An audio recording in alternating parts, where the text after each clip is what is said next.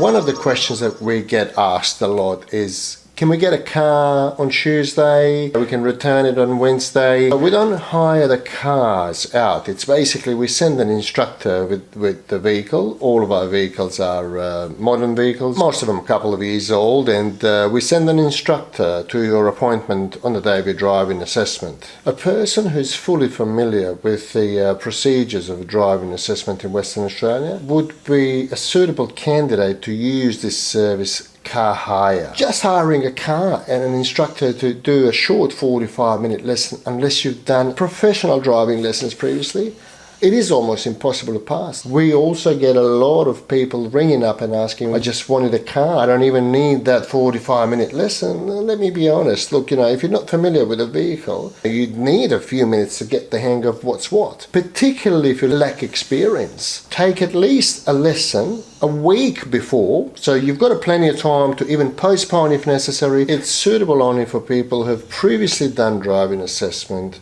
and didn't succeed, and also those who are fully familiar with the procedures. Even if you're upgrading to C class from automatic, there's lots of things that you've got to understand. There are 7 criteria points that the assessor will mark you for, which are looking, signalling, flow, movement, path, responsiveness, and vehicle management.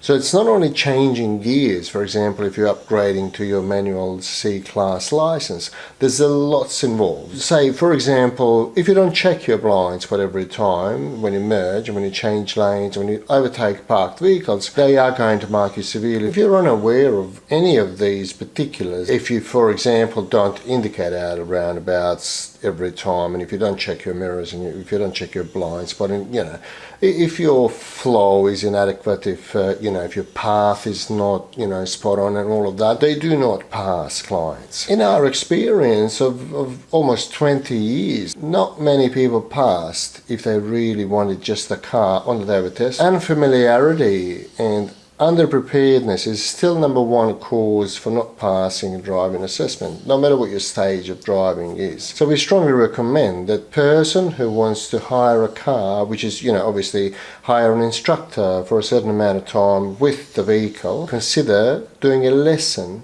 a day before, or 2 or 3, or earlier the better, so we can make better sort of judgment of what they need. How the system works. Currently they use Assess software. The assessor at any time has one section of the driving test open. There are 5 sections in the driving assessment. Out of those 5 sections, there are 3 driving sections, which is basically driving along the streets, going through the roundabouts, slow points, turning left, turning right at the lights without, intersection being operated by a green arrow, and similar. There are also 2 exercises.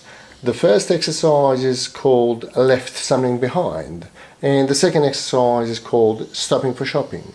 So if you're completely unfamiliar what you're expected to do in those exercises, it is beyond anyone's expectation for you to pass. If you're using a vehicle for the test, and if you have a short 45-minute lesson, it's simply difficult for anyone, despite the level of skill, if you're unfamiliar with procedures. So at any point in time, the assessor will have one of those sections open in the Assess system. You can fail sections separately, either one of the 3 driving sections or one of the exercises. Also, we've got vertical points, which are the ones that I've just mentioned earlier.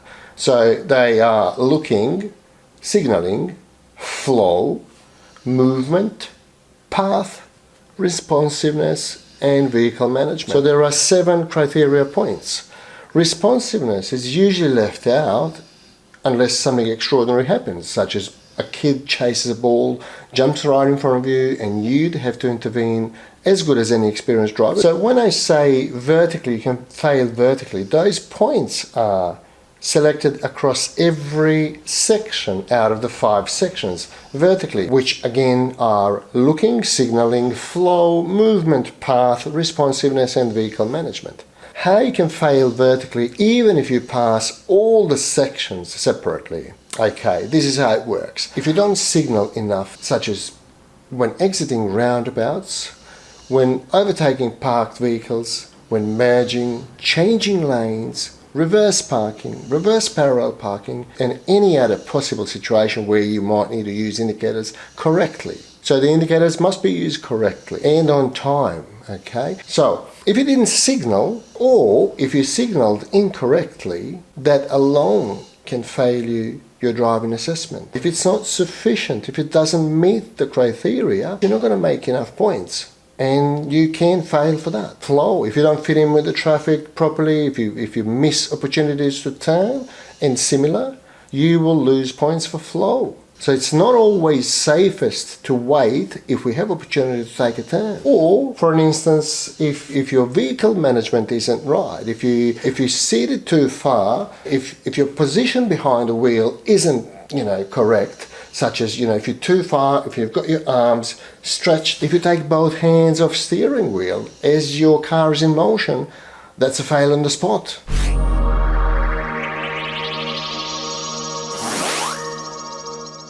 Human factor has been taken out of the assessment by introducing this Assess software, because at the end of the assessment, they can just hit the button that shows them whether you met the standard or not. It's also voice recorded, so it's obviously, anything that you might dispute, there is an evidence of what happened, and, there's also GPS evidence of where you've been and, where they've taken you to. Without knowing what you're going to do, it's simply impossible to do it right. I mean, it's sometimes when you feel positive and, confident about things without grounds for it, it's very similar to kidding yourself. So it's very important to hire a professional instructor who will tell you what you need to do and how you need to correct things, and, whether you can pass or meet the standard. So, without doing that, it is almost impossible to pass.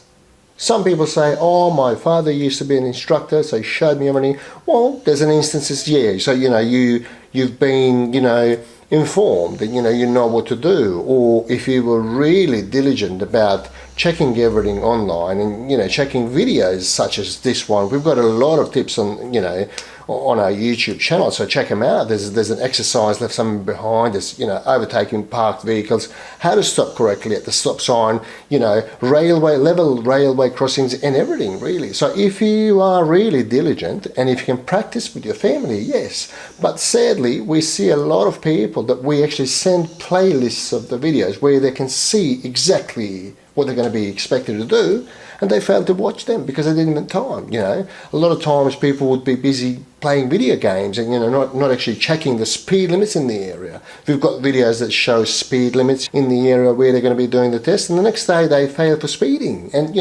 what can we do? Look, we can show you, we can give you great advice how to do and how to go about everything, including how to decrease your nervousness and all of that. But really, there's one thing that we can't do. We can't force you to accept those things. In 99.9% of times, we can predict the result if we see a person drive. So give it at least a week. So do a lesson, and then we can tell you, hey, look, you should cancel or you should maybe do a bit more lessons. We're not doing this to get more money from you, but this is just based on our experience and on statistics. The highest fail rate in Perth, it's still number one reason for not passing a driving assessment: unfamiliarity with procedures and underpreparedness.